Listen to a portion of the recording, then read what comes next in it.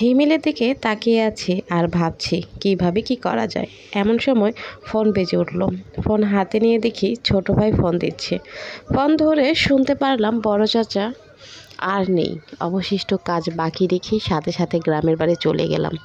যাওয়ার আগে হিমেলের জন্য একটা চিরকুট লিখে গেলাম। কখনো না কখনো ঘুম থেকে উঠবে কে জানে। বাড়িতে আসার পর 2 দিন কেটে গেল। হিমেল বা অন্য কোনো বন্ধু কারোর সাথেই কোনো যোগাযোগ হয়নি।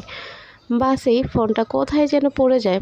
বড় চাচার কোনো ছেলে না থাকায় সব কাজ আমাকে একাই করতে হচ্ছে। যাবতীয় কাজ শেষ করে ঢাকায় চলে এলাম। এসে দেখি রুমটা পুরোটাই এলোমেলো হয়ে আছে। চারিদিকে সব জিনিসপত্র ছড়িয়ে ছিটিয়ে আছে। সারা বাসা খুঁজেও হিমেলকে কোথাও পেলাম না। নতুন একটা ফোন কিনে হিমেলকে ফোন দিলাম, কিন্তু ওর নাম্বার বন্ধ। নিজের উপর নিজের রাগ ওঠা শুরু করলো। হিমেল আমার উদ্দেশ্যে বুঝতে পেরে পালিয়ে গেল নাকি?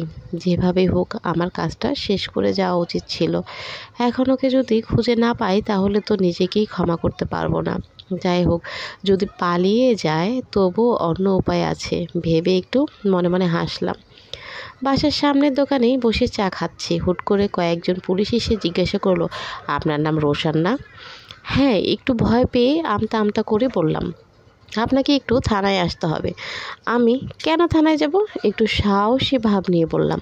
আমি যদি ভীরু ভাব নিয়ে থাকি তবে পুলিশ আরও বেশি চেপে বসবে। থানায় গেলেই বুঝতে পারবেন। কোনো উপায় না দেখে তাদের সাথে গাড়িতে গিয়ে বসলাম।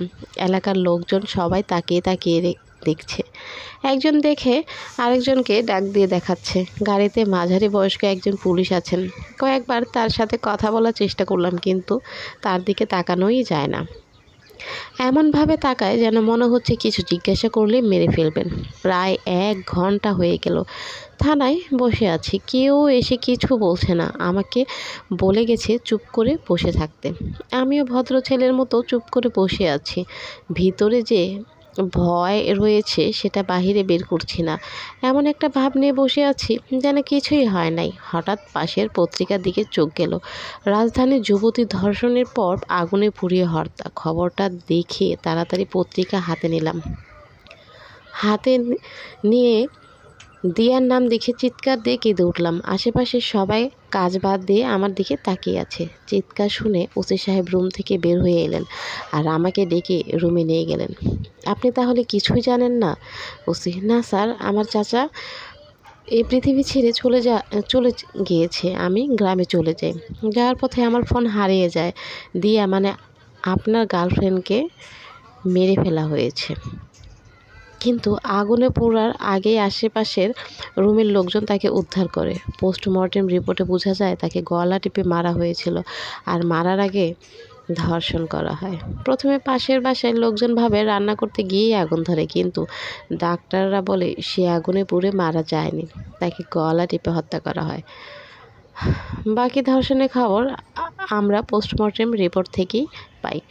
আপনার কি কাউকে কথাটি শেষ করার আগেই তার ফোন আসে। আমাকে অপেক্ষা করতে বলে ওসি বাইরে চলে যায়। আমি ওসির রুম থেকে বের হয়ে বাইরে বসে আছি আর পত্রিকাটা নিয়ে ভালোভাবে পড়ছি। আমাকে খুব সাবধানে সহিত কথা বলতে হবে। এমন কিছু করা যাবে না যাতে আমার প্রতি সন্দেহ হয়। পত্রিকা পড়ে বুঝতে পারলাম তাদের ধারণা এমন মেয়েটির পরিচিত কেউ তাকে এই কাজটি করেছে। যেহেতু মেয়েটি একা ছিল বাসায়, সেহেতু অপরিচিত কেউ বাসায় আসবে না।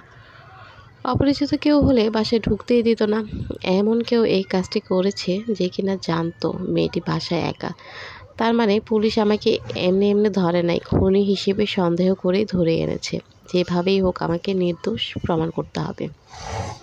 বন্ধু মহলে আমার একটা সুনাম আছে, আমি নাকি খুব সুন্দর করে অভিনয় করে মিথ্যে বলতে পারি। আজকে আমাকে আমার সর্বোচ্চ চেষ্টাটা চালিয়ে যেতে হবে। 8 ঘন্টা পর ওসি সাহেব আসলেন। কিছু বলতে যাচ্ছি, সেই সুযোগ না দিয়ে আমার 2 হাত পিছন থেকে বেঁধে অন্য একটি রুমে নিয়ে গেলেন। সিনেমাতে দেখেছি এভাবে আসামিদের বেঁধে টর্চার করে জিজ্ঞাসাবাদ করা হয়। আমার সাথেও সেটাই করা হবে। 2 জন পুলিশ লাঠি নিয়ে ওসির সাথে রুমে প্রবেশ করলেন।